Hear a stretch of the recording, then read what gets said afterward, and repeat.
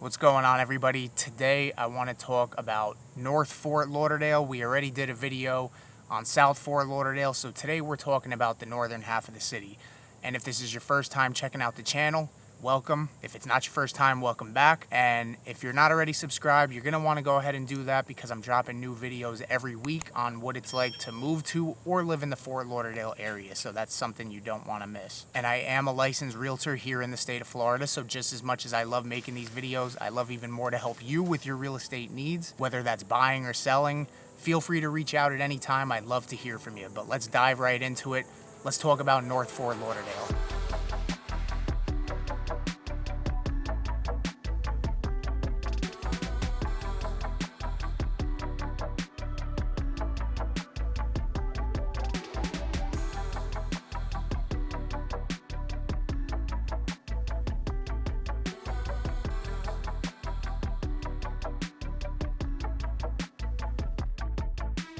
All right, so who's the type of person that would probably choose to live in North Fort Lauderdale versus South Fort Lauderdale? Well, if I had to guess, it's probably going to be somebody who wants to live within the city of Fort Lauderdale, but not necessarily live in the city or in the downtown area or just in the busier area. Somebody who wants more of that quiet, more suburban style of living, but still being within the city. It may also be somebody who just wants to have more access to the beaches, which we'll go over in a minute. And since this is part of the Fort Lauderdale Explained series, as always, we follow three main criteria, which is going to be proximity, style, and cost. So diving right into it, let's get into proximity. And just to give you a quick reminder of the borders of the city of Fort Lauderdale, when we're talking about the northern half of the city, we're talking about everything north of Broward Boulevard. So that's where we're going to be focusing today. And just looking at the map, you can see that the northern part of the city is much larger than the southern part, but it's actually not quite as congested. Now, downtown Fort Lauderdale technically is in the southern part of the city, but Flagler Village, which is kind of an extension of downtown, I've done plenty of videos on it in the past, that's in the northern half. So that's probably where most of the population density from the northern half of the city is going to come from, unless you're out on the beaches where you have a lot of the high rises. But a majority of the northern half is going to be single family homes, smaller condos, townhomes, multifamily, things like that. And one of the things that I like about the northern half of the city, because I am a highway person, I don't like taking main roads or side streets to get places. And living in the northern half of the city, which is actually where I live, you do have more access to highways. And when I say that, I mean that there's just more exits in the northern half of the city from the highway versus the southern half, where you maybe only have a few. The only difference is that in the southern half, you are closer to the highway, whereas in the northern half, if you live east in Fort Lauderdale, it may take you 15 minutes just to get to 95. Another cool thing is that each one of those exits, which I'm going to show you on a map if I haven't already, that's going to take you to the beach. So each one of those roads, like Commercial Boulevard, Oakland Park, Sunrise, those are all going to connect you to the beach with the drawbridge. So it just makes getting around very easy, even though it's a bigger part of the city and things just aren't as close together. That aspect of it alone just makes getting around easier. And it's getting a little sunny out here, so try to fix that. And when you do live in the northern half of the city, we may have to turn a little bit.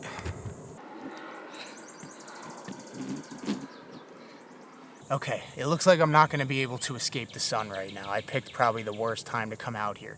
Okay, hopefully this is better. I just switched sides of the table. I know that that sun was beaming down on me, and if it was bothering me, I could only imagine how it looks on camera. Anyway, back to what I was saying. We're still talking about proximity, so just to kind of give you an idea, when you live in the northern half, you're no more than probably 15 minutes away from a beach. More than likely, you're probably about 10 minutes, maybe 5, unless you live on the beach. And then when it comes to going downtown, you know, unless you're in Flagler Village, if you're in the northern half like Imperial Point, Coral Ridge, you're probably about 15 to 20 minutes depending on traffic. And typically the airport, you're 20 to 30 minutes away, kind of no matter where you live. It's just the way you have to get there. It always takes about 20 minutes minimum.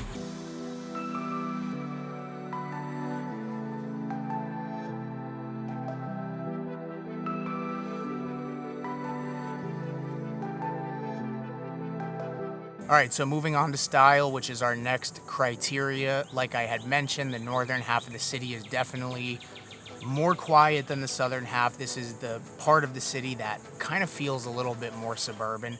I don't know if this is a real stat or not, but I feel like I notice there's more canals and waterways in the northern half of the city, which, I mean, there probably is just due to the fact that it is the larger half of the city, but I feel like there's more canals and waterways. It's just a lot quieter of a lifestyle up here.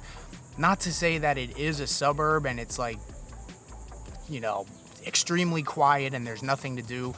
You're still within close proximity. It just gives you that more laid back feel. And just to give you an idea of a couple of neighborhoods in the northern half, starting all the way at the top is going to be Imperial Point, which is probably one of the more desirable neighborhoods in this. Well, all three that I'm talking about are probably the three most desirable, but Imperial Point has become very desirable as of lately. This used to be a neighborhood full of a lot of retirees, but now we're starting to see more families move in there. It is just west of US 1. Like I mentioned, the furthest north neighborhood in Fort Lauderdale. And you're just gonna find a lot of your typical Florida ranch style homes here, and you'll find a little bit of character. That's one of the things about the northern half compared to the southern half. You don't see as much character in some of these neighborhoods. So Imperial Point is probably one of those ones where a lot of the homes kind of look similar. They were all built around the same time, the 60s and 70s. So they're all kind of just that single story ranch style, Florida style home. Now, one of the other neighborhoods is going to be Coral Ridge, which is just a little bit further south. This one is actually east of US 1, south of Oakland Park Boulevard, not to be confused with Coral Ridge Country Club. Coral Ridge may be one of the most popular neighborhoods in the entire city. It's also one of the oldest ones. Here's where you're going to find, you know, a lot of waterways and canals that connect right to the intercoastal. I'm actually sitting at Hugh Birch State Park, which is where I do a lot of these videos, and I'm right across from Coral Ridge, so I'll try to show you some footage of that. And then going a little bit further south, still east of US 1, as far south as you can go in the northern part of the city, is going to be Victoria Park, which again is you know, one of the most desirable neighborhoods. Like I mentioned, all three of these are very desirable, but Victoria Park kind of stands out in Fort Lauderdale, especially in the northern half of the city, because like I mentioned, the northern half is you kind of just get a lot of those ranch style homes, but Victoria Park is very, very old. We're talking homes built in the 30s, so you do see a lot of character here. I did do an entire video on Victoria Park, which I'll link above. But if you had to ask me, this is probably one of my favorite neighborhoods in the entire city, which is also why it's the only neighborhood that I've actually dedicated an entire video to. Tree-lined streets. I mean, you just see old charming houses, Key West style. You still get that mixture of modern housing. You know, a lot of the people have torn down homes there and rebuilt. And one of the best things about Victoria Park is the location, because it's as far south as you can go before you hit Broward Boulevard. So you're literally within 5 minutes of downtown Fort Lauderdale. But you would never know living there. You would never know that you're literally in the city, but you still get that suburban lifestyle, which that's probably somebody who's choosing to live in the northern part of Fort Lauderdale. That's what they're looking for.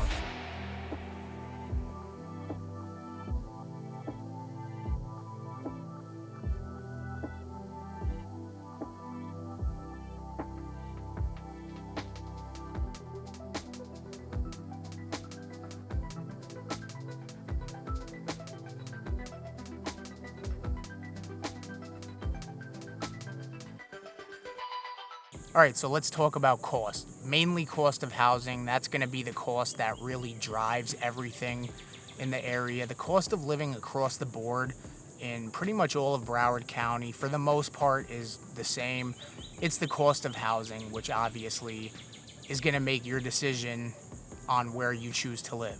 So in those three neighborhoods that I was talking about, starting with Imperial Point, the median price, and now we're talking median, so right in the middle, the median price is about $730,000. It's crazy because I remember when I first moved down here 4 years ago, before the massive real estate boom in 2020 and 2021, I remember showing homes in Imperial Point, and it was fully renovated homes for $450,000, $500,000. Now the median is $728,000.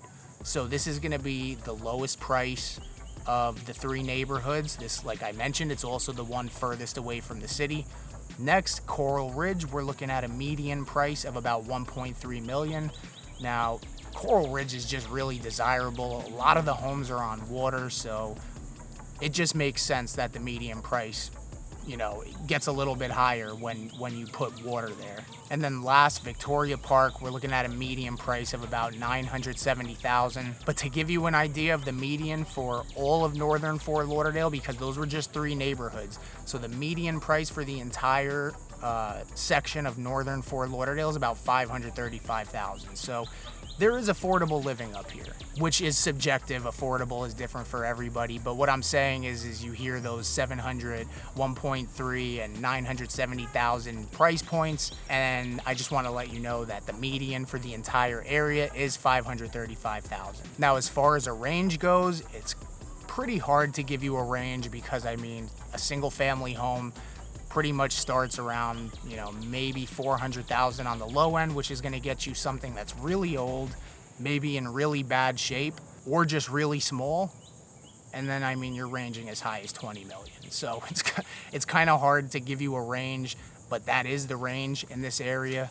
I would pay more attention to the median price point of $535,000. And if you want to get into a little bit more detail, this number and email that's popping up right here, feel free to reach out to me at any time. I'd love to answer any questions you may have, hop on a Zoom call, and figure out what's the best situation for you. So enjoy the rest of your weekend, and we'll catch you on the next one.